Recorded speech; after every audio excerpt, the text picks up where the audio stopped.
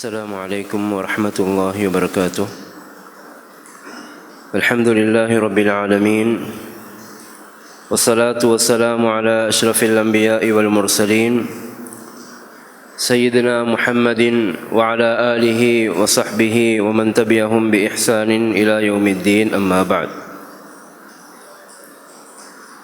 அன்பார்ந்த இஸ்லாமிய சகோதரர்களே, அல்லாஹ் சுப்ஹானஹு வ தஆலா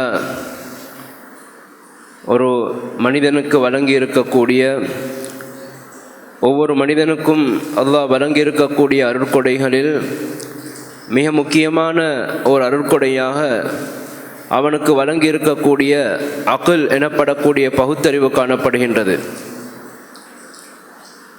பகுத்தறிவு எனப்படக்கூடிய அந்த மாபெரும் அருட்கொடையை அல்லாஹ் சுப்ஹானஹு வ தஆலா மனிதனுக்கு வழங்கிவிட்டு, அந்த பகுத்தறிவின் மூலமாக மனிதன் எவ்வாறு செயற்பட வேண்டும், அந்த பகுத்தறிவை மனிதன் எவ்வாறு பயன்படுத்த வேண்டும் என்பதையும் அல்லாஹ் அல் குர்ஆனிலே சொல்லி காட்டியிருக்கின்றான். மனிதனுடைய பகுத்தறிவு செய்ய வேண்டிய, மனிதனுடைய அக்லால் செய்யப்பட வேண்டிய மிக முக்கியமான ஒரு வணக்கமாக தஃபக்குர் என்று சொல்லப்படக்கூடிய சிந்தித்தல் எனப்படும் வணக்கம் காணப்படுகின்றது.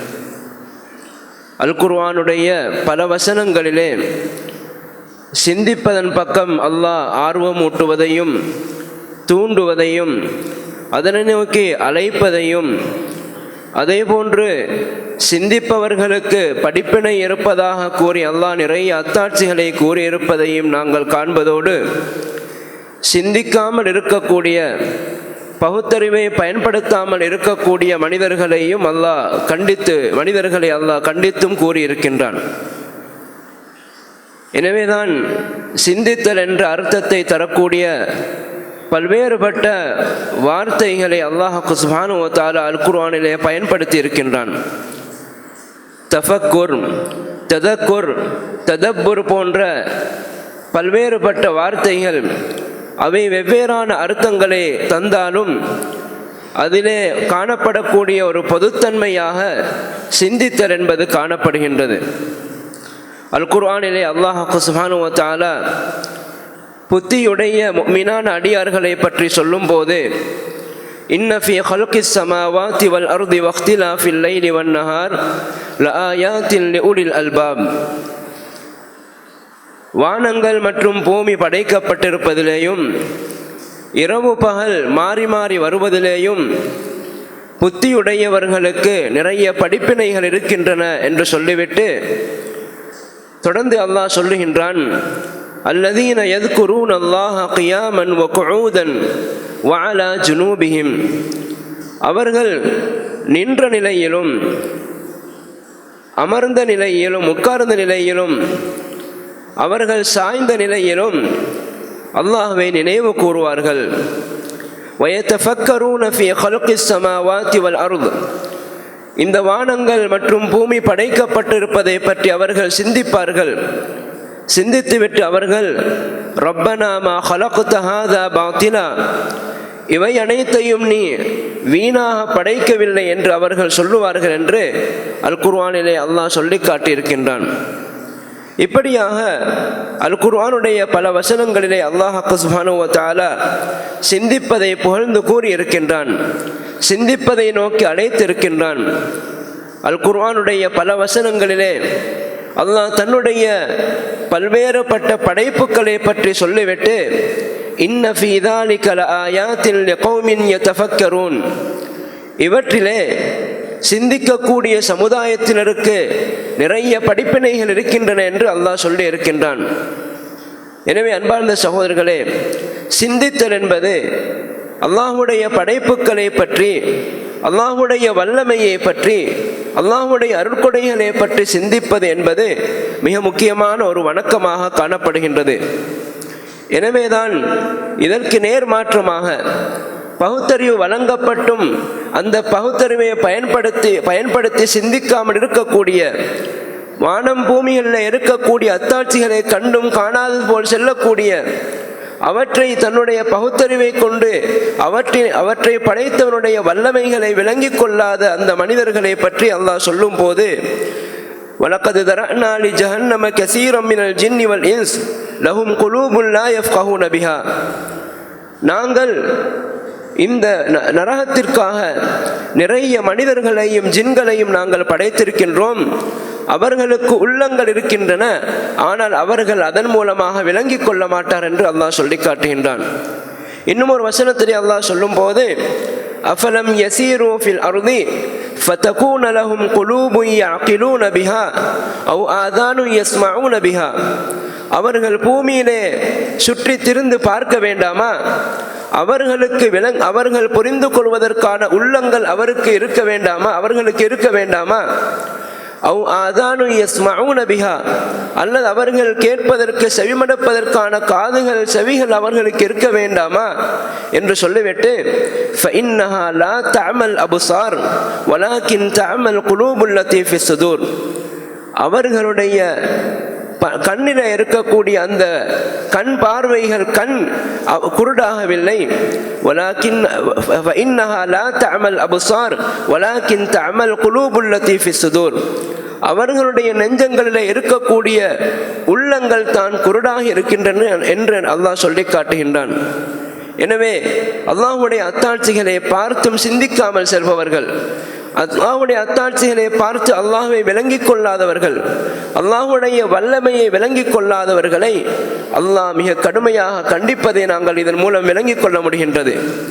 வகஅய்யிம் மின் ஆயத்தின் ஃபிஸ் ஸமாவாதி வல் அர்தி யமுர்ரூன அலைஹா வஹும் அன்ஹா முஅரிதூன்.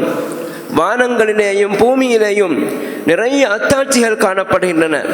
அந்த அத்தாட்சியை அவர்கள் தாண்டி செல்கின்றார்கள், அதனை கண்களால் பார்த்து கொண்டு செல்கின்றார்கள். ஆனால் வஹும் அன்ஹா முஅரிதூன், அவற்றை பற்றி சிந்திக்காமல், அவற்றின் மூலம் அல்லாஹ்வுடைய வல்லமையை விளங்கிக் கொள்ளாமல் புறக்கணித்தவர்களாக அவர்கள் கடந்து சென்று விடுகின்றார்கள் என்று அல்லாஹ் சொல்லி காட்டுகின்றான்.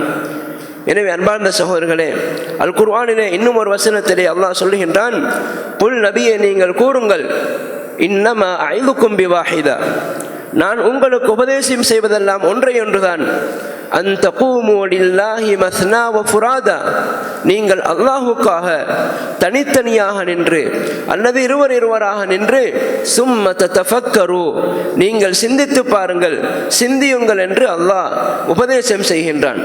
எனவே அன்பார்ந்த சகோதரர்களே, ஒரு மனிதன் அல்லாஹ்வை பற்றி அவனுடைய படைப்புகளை பற்றி சிந்திப்பது என்பது ஒரு இபாதத் என்பதை இது எங்களுக்கு உணர்த்தி காட்டுகின்றது. எனவேதான் ஹசனுல் பஸ்ரி ரஹிமஹுல்லாஹ் அவர்கள் சொல்கின்றார்கள், தஃப்கீரு ஸாஅத்தின் கைருன் மின் இபாதத்தி சனத்தின். ஒரு மனிதன் ஒரு மணித்தியாலம் சில நேரங்கள் சிந்திப்பதிருக்கின்றதே, அது ஒரு வருடம் வணக்கத்திலே ஈடுபடுவதை விட சிறந்தது என்று அவர்கள் சொல்லி காட்டுகின்றார்கள். இந்த வார்த்தையுடைய அர்த்தம் என்னவென்றால், ஒரு மனிதன் சிந்திக்கும் போது, அல்லாஹ்வுடைய வல்லமையை பற்றி சிந்திக்கும் போது, அல்லாஹ்வை பற்றிய மகத்துவத்தை அவன் அதன் மூலமாக உணர்ந்து கொள்ளும் போது, அவனுடைய உள்ளத்திலே அது அல்லாஹ்வை பற்றி அச்சத்தை ஏற்படுத்துகின்றது, அல்லாஹ்வின் மீதான அன்பை அவன் மீது அது ஏற்படுத்துகின்றது, அல்லாஹ்வை பற்றிய அந்த அல்லாஹ்வுடைய அருளிலே எதிர்பார்ப்பை அவனுக்கு வழங்குகின்றது. எனவே ஒரு மனிதன் இந்த உணர்வுகள் எதுவும் இல்லாமல், அல்லாஹ்வை பற்றி எந்த ஒரு சிந்தனையும் இல்லாமல் வெறுமனே ஒரு வருடம் வணக்கத்திலே ஈடுபடுவதை விட இப்படியாக ஒரு மணி நேரம் அல்லாஹ்வை பற்றி சிந்தித்து அந்த ஈமானை அதிகரிப்பது சிறந்தது என்ற கருத்தில் ஹசனுல் பஸ்ரி ரஹிமஹுல்லாஹ் அவர்கள் சொல்லி காட்டுகின்றார்கள். அதே போன்று ஃபுதைல் இப்னு இயாத் ரஹிமஹுல்லாஹ் அவர்கள் சொல்கின்றார்கள், அல் ஃபிக்ரு மிர்ஆத்துன் துரீக ஹஸனாத்திக வ ஸய்யிஆத்திக். சிந்தித்தல் என்பது அது ஒரு முகம் பார்க்கும் கண்ணாடியை போன்றது. அது உன்னுடைய பாவங்களையும் உன்னுடைய நன்மைகளையும் உனக்கு அழகாக காட்டுகின்றது, உனக்கு தெளிவாக காட்டுகின்றது என்று அவர்கள் சொல்லி காட்டுகின்றார்கள். எனவே அன்பார்ந்த சகோதரர்களே, இப்படியான பல்வேறுபட்ட சிறப்புகளையும் பல்வேறுபட்ட முக்கியத்துவத்தையும் இந்த சிந்தித்தல் என்ற வணக்கம் உள்ளடக்கி இருக்கின்றது. அல் குர்ஆனிலே அல்லாஹ் சுப்ஹானஹு வ தஆலா தன்னுடைய பல்வேறுபட்ட அத்தாட்சிகளை சொல்லி இருக்கின்றான். தன்னுடைய வானங்களை அல்லாஹ் படைத்துள்ளதை பற்றி பேசுகின்றான், பூமியை படைத்ததை பற்றி அல்லாஹ் பேசுகின்றான், மலைகளை படைத்ததை பற்றி அல்லாஹ் பேசுகின்றான், மலைகளுடைய பல்வேறுபட்ட தன்மைகளை பற்றி அல்லாஹ் சொல்லுகின்றான். ஏன் மனிதனுடைய உடலிலே இருக்கக்கூடிய அத்தாட்சிகளை கூட அல்லாஹ் பேசியிருக்கின்றான். இப்படியாக ஒரு இடத்திலே அத்தாட்சிகளை பற்றி பேசக்கூடிய ஒரு இடத்திலே அல்லாஹ்வுக்கு சுப்ஹானஹு வ தஆலா இறுதியாக ஒரு விடயத்தை அல்லாஹ் சொல்லி காட்டுகின்றான். இன்னமா யக்ஷல்லாஹ மின் இபாதிஹில் உலமா. மலைகளுடைய பல்வேறுபட்ட தன்மைகளை அல்லாஹ் சொல்லிவிட்டு மலைகள் படைக்கப்பட்டிருக்கக்கூடிய பல்வேறுபட்ட விதங்களை அல்லாஹ் சொல்லிவிட்டு இன்னமா யக்ஷல்லாஹ மின் இபாதிஹில் உலமா, நிச்சயமாக அல்லாஹ்வுடைய அடியார்களிலே அவனை உலமாக்கள் அறிந்தவர்கள் அறிஞர்கள் தான் அல்லாஹ்வை அதிகம் அஞ்சுவார்கள் என்று அல்லாஹ் சொல்லி காட்டுகின்றான்.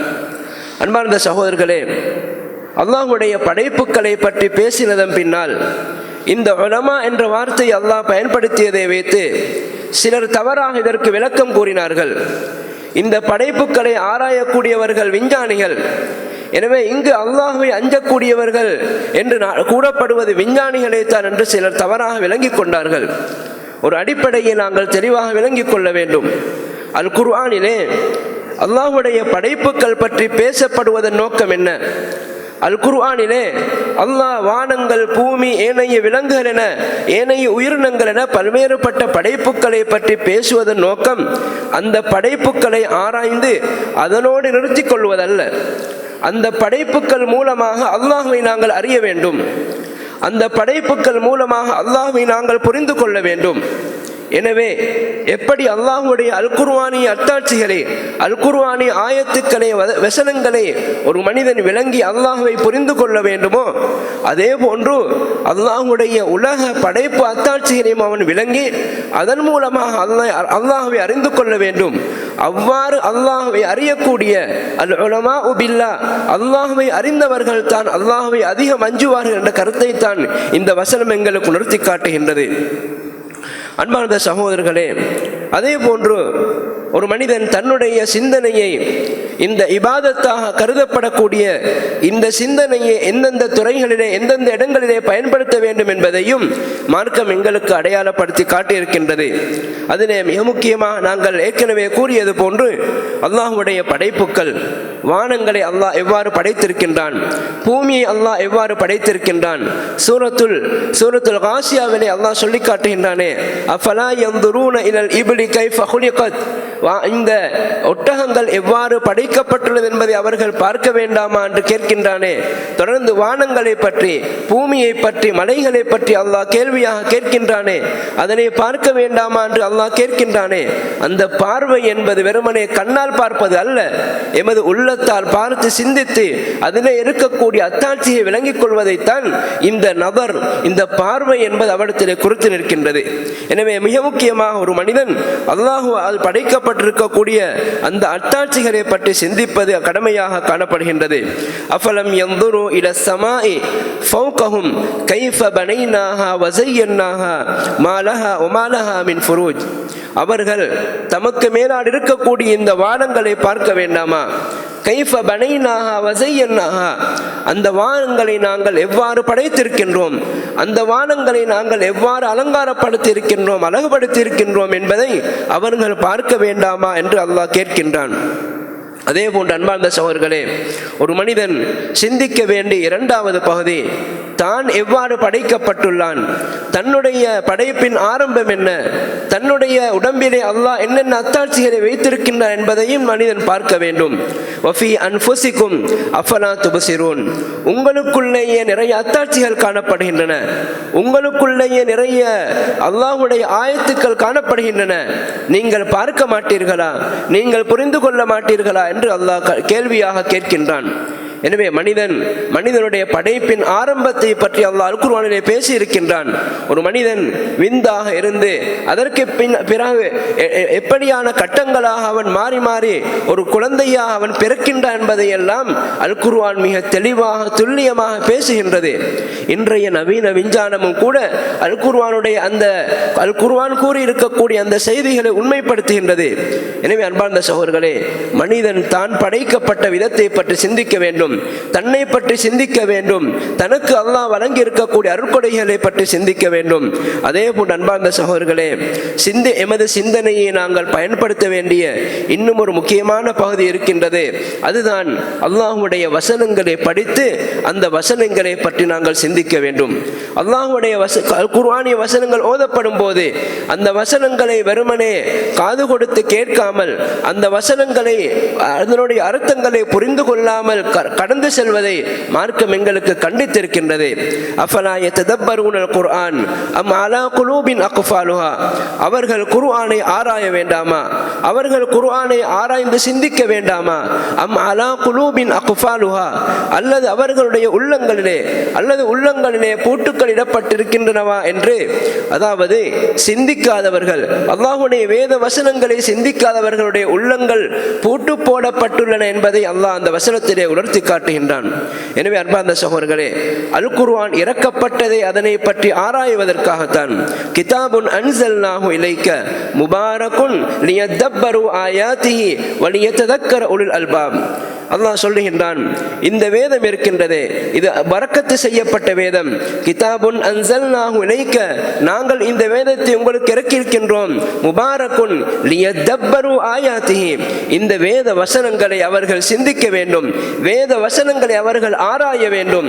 வலியததக்கர உலுல் அல்பாப், ஆராய்ந்ததன் பின்னால் அதிலிருந்து பெற வேண்டிய படிப்பினைகளை புத்தியுள்ளவர்கள் பெற்றுக்கொள்வார்கள் என்று அல்லாஹ் சொல்லி காட்டுகின்றான்.